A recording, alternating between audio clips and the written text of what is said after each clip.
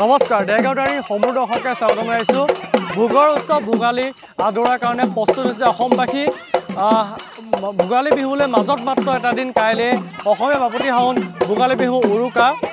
অসমৰ বিভিন্ন প্ৰান্তত প্ৰস্তুত কৰা হৈছে ভেলাঘৰ।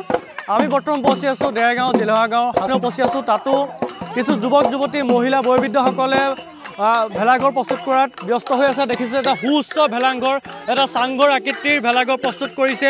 যিটো অসমীয়াৰ যিটো আমাৰ পৰম্পৰা সেইটো তেওঁলোকে ফুটি তুলিবলৈ সক্ষম হৈছে। যিটো ভেলাঘৰ আমাৰ অসমীয়া সমাজ জীৱনৰ এটা অংগ, সেই অংগটো দেখাবলৈ সক্ষম হৈছে। লগতে স্থানীয় মহিলাসকলে বিহু নাম গোৱাত মুগা চামনিয়া চাদৰৰে আচলখন টানি টানি বান্ধি ল'বা, চাদৰৰে আচলখন টানি টানি বান্ধি ল'বা। বৰ ধুনীয়া একোৱেই নাই তুলনা, তাতো তয়ো তুমি কেঁচা সোণৰ কুকুৰা।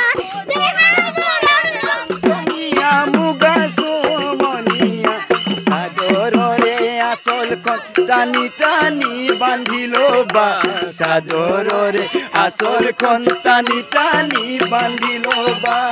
তেওঁলোকে বিহুৰ উপলক্ষে তেওঁলোকে আনন্দত মতলীয়া হোৱা দেখা গৈছে। ডেকা গাভৰু সকলোৱে আনন্দত মতলীয়া হৈছে, বিহু নাম গোৱা হৈছে।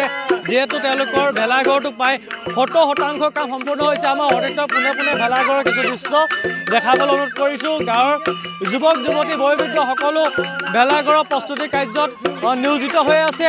যিহেতু মাজত মাত্ৰ এটা দিন, ইয়াৰ পিছতে আৰম্ভ হ'ব ভোগৰ উৎসৱ ভোগালী। তাৰ মাজতে আমি কিছু লোকসকলৰ পৰা কথা পাতিম। বাইদেউ কি ক'ব, কেনেকুৱা লাগিছে? বহুত ভাল লাগিছে। আমাৰ এইখনৰ মানে মহিলা সমিতি বহুত মিল, মানে আমি মিলি জুলি সকলোৱে নৰা কাটিলোঁ। এতিয়া কালি আমি ভোজ খাম, ভোজ খাই আকৌ মাৰিবলৈ ডেন্স মাৰিবলৈ আছে, বিহু মাৰিম। বহুত ভাল লাগিছে। মানে আমাৰ মানে উৎসাহ আছে, মানে আমাৰ এইখিনি মাইকী মানুহ মহিলাখিনি বহুত উৎসাহ আছে। মানে জিলাঘাটত মানে এনেকুৱা মাইকী নাই আমাৰ নিচিনা ফূৰ্তি কৰা। কেনেকুৱা লাগিছে? এটা আপুনি ভেলাঘৰ বনাইছে, আপোনালোকে কেইদিনৰ পৰা জড়িত হৈ আছে? কেইদিন লাগিছে? মানে আমাৰ হোৱা নাই, 15 দিনমান আগৰ পৰা আমাৰ মানে এইটো মানে হেৰি হৈ আছে পৰিৱেশটো। মানে কেনেকৈ কৰিম, কেনেকৈ সেই নৰা কাটিম, আমি গোটেই চুকৰ মাইকী মানুহখিনিক আমি মাতি নিওঁ। আমি মানে মিলি জুলি নৰা কাটোঁ, নৰা কাটি আমি আহোঁ থওঁ। বহুত ভাল লাগিছে, মানে বহুত ভাল লাগিছে। কি ক'ব আপুনি, কি ক'ব? হয়, খুব ভাল লাগিছে। আৰু বছৰটো নতুন বছৰ সকলোৰে শুভেচ্ছা থাকিল। আৰু এতিয়া মাঘৰ বিহু সকলোলৈকে আন্তৰিক শুভেচ্ছা জ্ঞাপন কৰিলোঁ। খুব ভাল লাগিছে। আমি গোটেইবোৰ মানে গাঁৱৰ ৰাইজ মিলি একেলগে আনন্দ কৰিছোঁ। কাইলৈ দিনটো ধুনীয়াকৈ পাৰ হৈ যাওক। সকলোৰে শুভেচ্ছা থাকিল। ধন্যবাদ। কি ক'ব আপোনালোকো আছে, কেনেকুৱা লাগিছে? লাগিছে আকৌ ইয়াত মাঘৰ বিহু উদযাপন কৰিছোঁ আমি চবেই মিলি জুলি, ওচৰ চুবুৰীয়া। বহুত ভাল লাগিছে। কি ক'ব, কেনেকুৱা লাগিছে? বহুত ফূৰ্তি লাগিছে। আজি নৰা কাটি বিহু মাৰি নিজে এনেকুৱা এইখিনি বনাইছোঁ। বহুত ভাল লাগিছে। এইফালে খানা বনাই আছে, খানা বনোৱাই আমাৰ নাচনী নাচি আছোঁ। খানা কি কি হ'ব মাঘৰ বিহুত? এইবাৰ খানা বহুত হাঁহ, ছাগলী, ব্ৰইলাৰ, বাহু মাছ চব হ'ব। বহুত ভাল লাগিছে। নাচাত ব্যস্ত। কি ক'ব, কেনেকুৱা লাগিছে? একদম বঢ়িয়া, বৰ ভাল লাগিছে, ভাল লাগিছে। ব্যস্ত আনন্দ মতলীয়া হৈছে, বিহু আগুন আছে। কেনেকুৱা লাগিছে, কি ক'ব? বিৰাট সুন্দৰ, বিৰাট ধুনীয়া লাগিছে। সকলো গাঁৱে মিলি কিনে একেলগে বিহু পালন কৰি উঠিছে। তাতে আমি বহুত আনন্দময়, তাতে সকলোৱে মিলি জুলি নিশ্চয় তেওঁলোকে বিহু প্ৰস্তুত কৰা জড়িত সকলোবোৰ যুৱক যুৱতী সকলো প্ৰস্তুতিত ব্যস্ত হৈ আছে। সকলো দেখাই আছোঁ।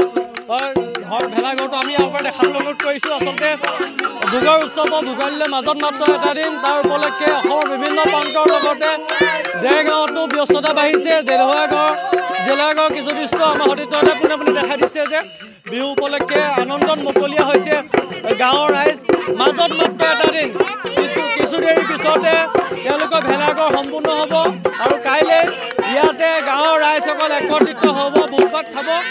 আমিও দেখিলোঁ দেৰগাঁও ভেলাঘৰৰ কিছু দৃশ্য, আমিও দেখাই আজি প্ৰতিবেদনটোৰ পৰা সকলো অসমবাসী ৰাইজক ভোগালী বিহুৰ শুভেচ্ছা জনাই আজি প্ৰতিবেদনটোৰ পৰা বিদায় লৈছোঁ। ধন্যবাদ।